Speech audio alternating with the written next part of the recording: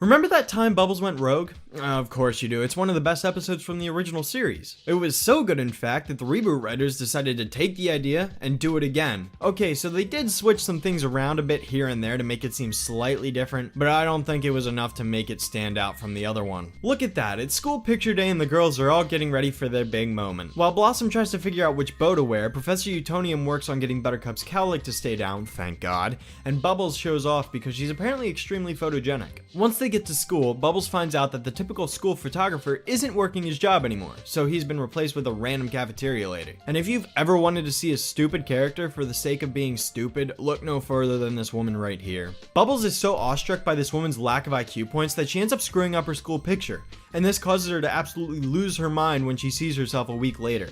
A week L8R. Bubbles is super upset with the results, and it's understandable that she's dissatisfied because she wants it to be cute. I can't really say I blame her either. I mean, this isn't exactly the most appealing photograph I've ever seen. You know, though, this isn't that big of a problem. She can just get a retake. No retakes this year, kiddos! I just got fired!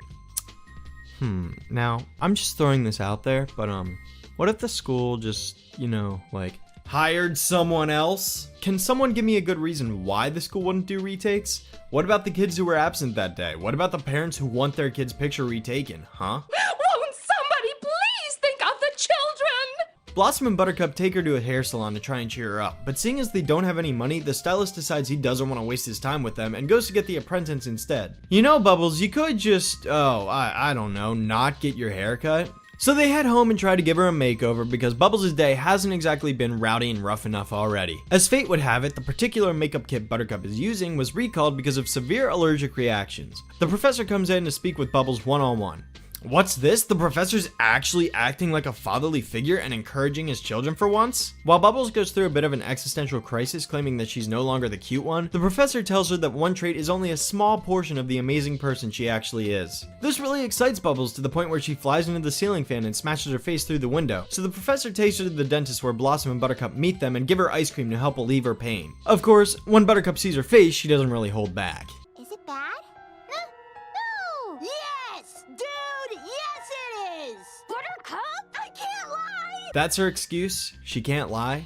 Wow, what a jerk. As luck would have it, the school bus drives by and all of these kids make fun of her appearance, thus causing Bubbles to lose any sanity she had left. She falls under the impression that since she's no longer the cute one, her sisters think she's worthless. And so she walks off instead of flying because that'd be way too fast for this show to handle. Bubbles decides to cast herself out from society until she can enact her vengeance. The Bubbles you know is gone! And she heads to Mojo's to form an alliance with him so she can get started right away. After some rather interesting negotiations, the two of them come to an agreement and then they get to work. Using Bubbles' talent for speaking to animals, she calls upon a bunch of creatures at the zoo and commands them to wreak havoc on Townsville. Blossom and Buttercup show up to stop the madness, and Bubbles explains that she has shed her former name in place of Dark Bubbles. Oh, Dark Bubbles. Wow, you really changed it up there. Blossom's flight trail is blue here. They go to take her home, but Dark Bubbles calls upon some snakes to tie them up so she can destroy them by dropping a hippo on their faces. Now, we all know this wouldn't actually destroy them, but I don't feel like complaining about this for the millionth time, so let's just move on. Blossom and Buttercup manage to remind Bubbles of their past experiences we never actually got to see and return her to her former self, where she releases all of her animal friends and drops the hippo on Mojo instead. She apologizes and tells them that she let her identity become defined by just being cute, to which they respond by telling her that there's more to her under the surface. So we have the school picture day trope here. Doesn't really surprise me. I mean, most cartoons involving school will come across this episode at some point or another. Like most shows that use it, Bubbles has a lot of bad things happen to her that messes with her appearance, which ultimately leads to her undoing. The weird thing is that all of these things messing with her appearance take place after the picture. I'm honestly convinced that Bubbles woke up that morning and decided to smash a mirror because the odds of all of these things happening right after each other are slim to none. Even though Dark Bubbles is different from Hardcore Bubbles in the sense that she turns evil in this one instead of just going rogue, the basic premise is still there. Bubbles leaves her sisters because they see her as cute little Bubbles in both the original and here. She hates being known only for her cuteness and wants to prove herself otherwise, so she goes totally psycho, but then comes to the realization that she overreacted and beats up Mojo. It's the same exact thing. A good comparison of what I'm trying to say would be Romeo and Juliet and West Side Story, because they have the same exact story, just told with a different plot. Besides, unlike the original where Bubbles wants to prove herself that she can be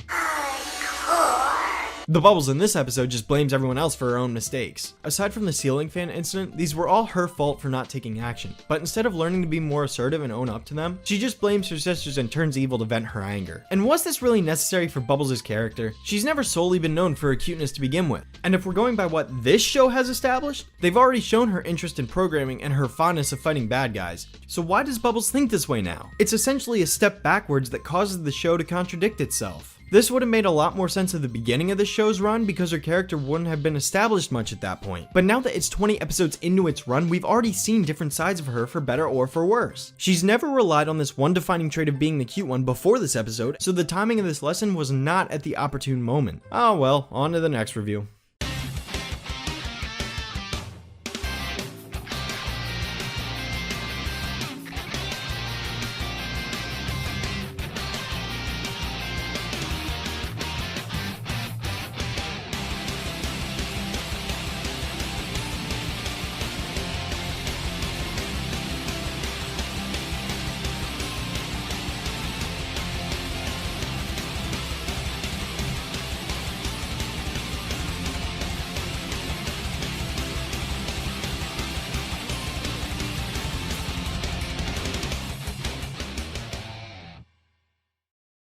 Would you please still be my friend? No! Get away from me!